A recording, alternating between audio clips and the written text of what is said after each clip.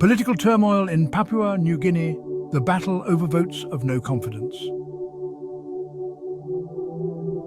Papua New Guinea is currently experiencing significant political turmoil, centered on the repeated and contentious attempts to lodge a vote of no confidence against Prime Minister James Marape.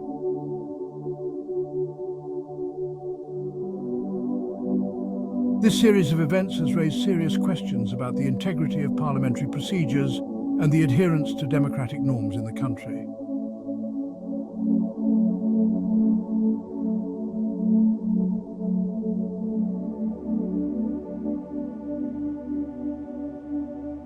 The controversy began with the resignation of former Prime Minister Peter O'Neill, which some political figures argue was a strategic move to avoid a vote of no confidence. According to critics, including former chairman of the Constitution and Laws Committee, King Daniel Balitulapi, this maneuver was unconstitutional. They assert that Section 145 of the Papua New Guinea Constitution, which governs the vote of no confidence procedures, does not provide for a Prime Minister to resign as a means to circumvent a confidence vote.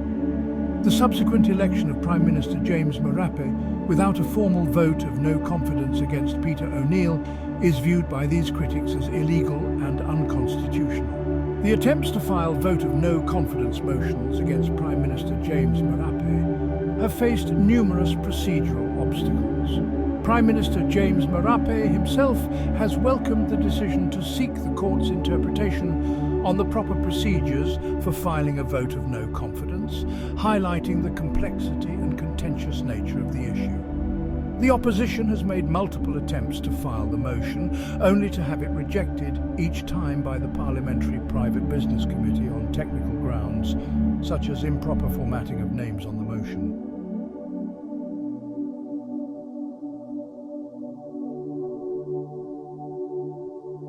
Speaker Job Pomat has played a crucial role in the repeated rejections of the vote of no confidence motions.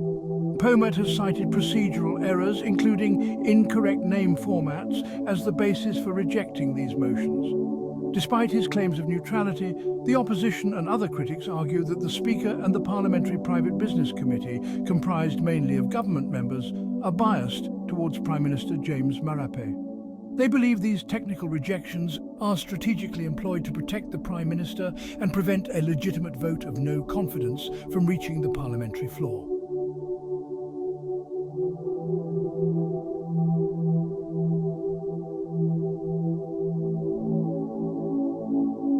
The opposition has vehemently criticised the procedural blockages, accusing Prime Minister James Marape and his allies of using legal technicalities to avoid facing a confidence vote. They argue that these actions not only undermine the principles of democracy but also reflect Prime Minister James Marape's fear of losing his position.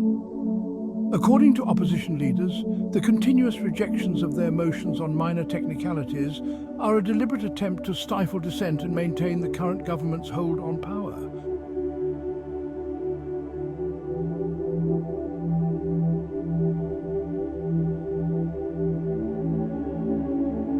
There has been significant public and political backlash against the perceived manipulation of parliamentary procedures. Critics argue that the repeated blockages of the vote of no confidence motions disenfranchise the electorate and make a mockery of the Constitution. Some view the actions of Prime Minister James Marape and the Speaker as undermining democracy and eroding public trust in the government. These sentiments are echoed by various political figures and civil society organisations who call for a return to transparent and democratic governance.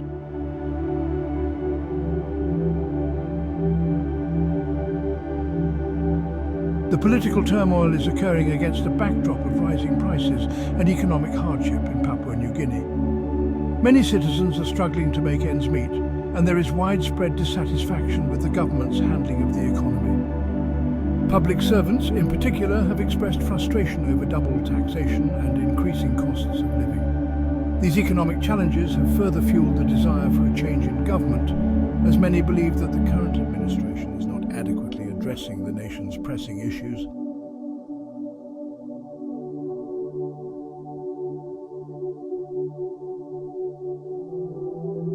Amidst the political strife, there are growing calls for transparency and accountability in government. Critics argue that Prime Minister James Marape's administration is characterized by corruption and cronyism, with efforts to shield the Prime Minister and his allies from public scrutiny. The international community and civil society organizations have condemned these actions, urging a return to democratic norms and the upholding of the rule of law.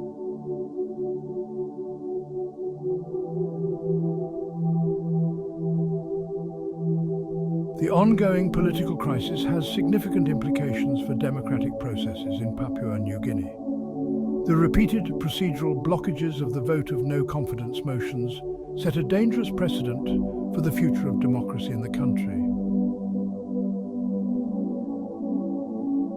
They suggest that those in power can manipulate parliamentary rules to their advantage, thereby undermining the very foundations of democratic governance.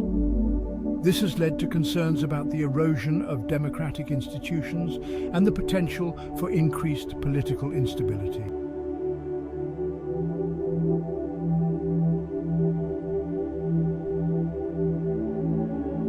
Looking ahead, the situation remains highly uncertain. The opposition has vowed to continue their efforts to bring a vote of no confidence motion to the parliamentary floor, despite the numerous setbacks.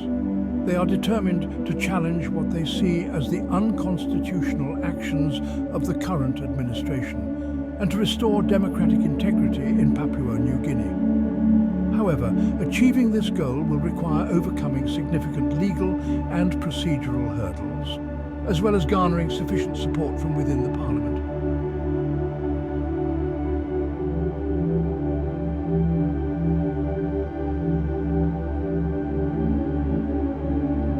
The political turmoil in Papua New Guinea highlights the fragile nature of democratic processes and the challenges of maintaining constitutional integrity. The ongoing battle over the vote of no confidence against Prime Minister James Marape is not just a struggle for political power, but a crucial test of the country's commitment to democratic principles.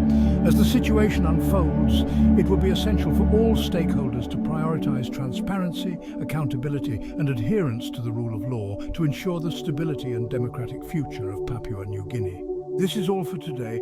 Please don't forget to like, subscribe and leave a comment below. This is KK Media bringing you in-depth and more clarification on what's happening in this country. Laikim Upela Olgeta, Nalukim Upela Lo. Next time, bye-bye now.